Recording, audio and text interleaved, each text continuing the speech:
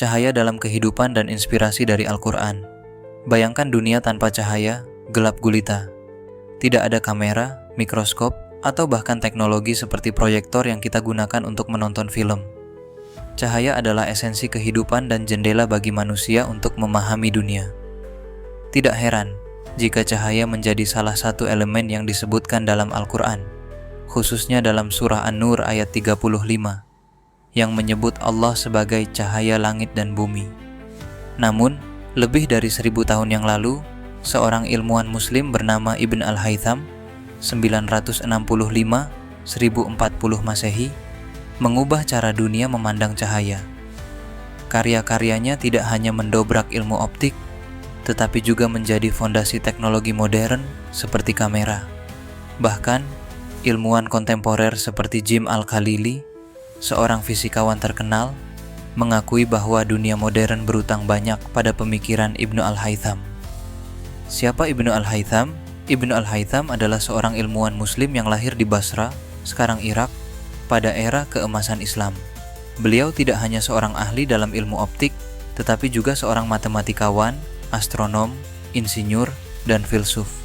Salah satu karya terbesarnya adalah Kitab Al-Manazir, The Book of Optics, yang mengubah pemahaman manusia tentang bagaimana cahaya bekerja.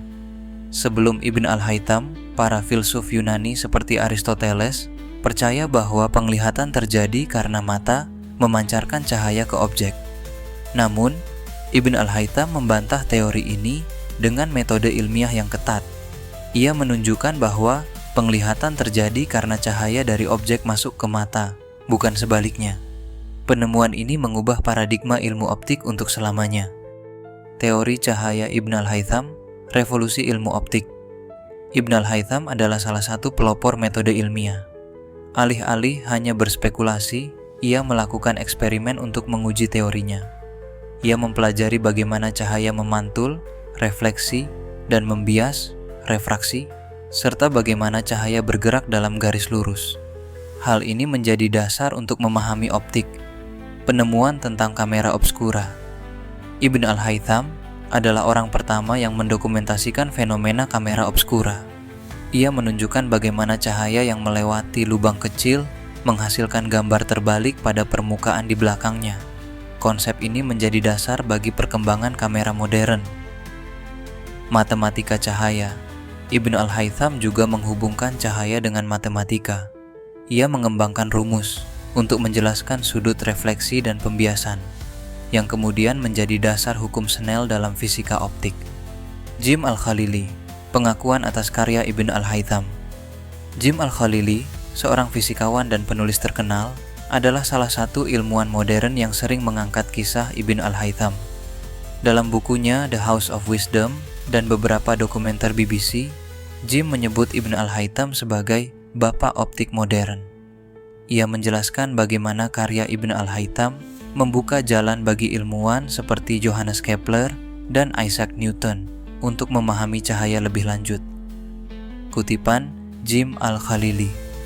Ibn Al-Haytham tidak hanya memberikan kita dasar-dasar ilmu optik, tetapi juga menunjukkan bagaimana pendekatan ilmiah yang benar dapat mengungkap rahasia alam semesta. Jim juga mencatat bagaimana metode eksperimental Ibn Al-Haytham menginspirasi ilmuwan Eropa selama Renaissance. Ketika karya-karya Ibn Al-Haytham diterjemahkan ke dalam bahasa Latin, pemikiran beliau menjadi sumber pengetahuan yang sangat berharga bagi dunia barat. Mengapa hal ini berkaitan dengan teknologi modern? Tanpa konsep kamera obskura yang ditemukan Ibn Al-Haytham, kita tidak akan memiliki kamera. Kamera digital yang kita gunakan hari ini adalah hasil evolusi langsung dari ide dasar yang beliau temukan. Studi Ibn Al-Haytham tentang pembiasan cahaya membantu pengembangan lensa, yang menjadi dasar mikroskop dan teleskop. Ini memungkinkan penemuan-penemuan besar dalam biologi dan astronomi. Pemahaman tentang cahaya yang bergerak dalam garis lurus, dan bagaimana ia dapat dibelokkan melalui pembiasan menjadi dasar teknologi laser dan fiber optik yang mendukung komunikasi modern. Inspirasi dari Al-Quran. Ayat An-Nur 35 menyebutkan Allah sebagai cahaya langit dan bumi. Ibn Al-Haytham terinspirasi oleh pemahaman bahwa cahaya adalah simbol pengetahuan dan kebenaran.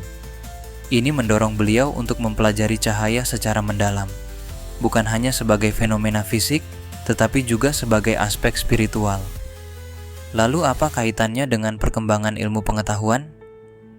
Hubungan dengan Kepler dan Newton. Johannes Kepler menggunakan konsep yang sama tentang cahaya dari Ibn al-Haytham untuk menjelaskan bagaimana cahaya membentuk gambar di mata. Isaac Newton kemudian melanjutkan penelitian ini dengan mempelajari spektrum cahaya. Karya Ibn al-Haytham menginspirasi banyak ilmuwan muslim lainnya, seperti Al-Biruni dan Al-Khazini, yang juga mempelajari optik dan fisika. Hal ini jugalah yang membuat revolusi di Eropa. Ketika Eropa mulai menerjemahkan karya-karya Ibn al-Haytham pada abad ke-12, pengetahuan ini menjadi pemicu Renaissance, era kebangkitan ilmu pengetahuan dan seni di Barat. Tahukah kamu, tanpa seorang ilmuwan muslim bernama Ibn al-Haytham, kita mungkin tidak memiliki kamera atau teknologi pencitraan modern? Jika seorang ilmuwan muslim dari 1000 tahun lalu bisa mengubah dunia dengan pemikirannya, apa yang bisa kita lakukan hari ini untuk memberikan kontribusi kepada dunia? Ibn al-Haytham bukan hanya seorang ilmuwan, tetapi juga seorang pencari kebenaran yang terinspirasi oleh ayat-ayat Al-Quran. Karyanya tidak hanya mengubah cara kita memahami cahaya, tetapi juga membuktikan bahwa ilmu pengetahuan dan iman dapat berjalan berdampingan. Seperti yang diakui oleh Jim Al-Khalili, warisan Ibn al-Haytham adalah bukti bahwa sains adalah bagian dari peradaban Islam yang lebih besar.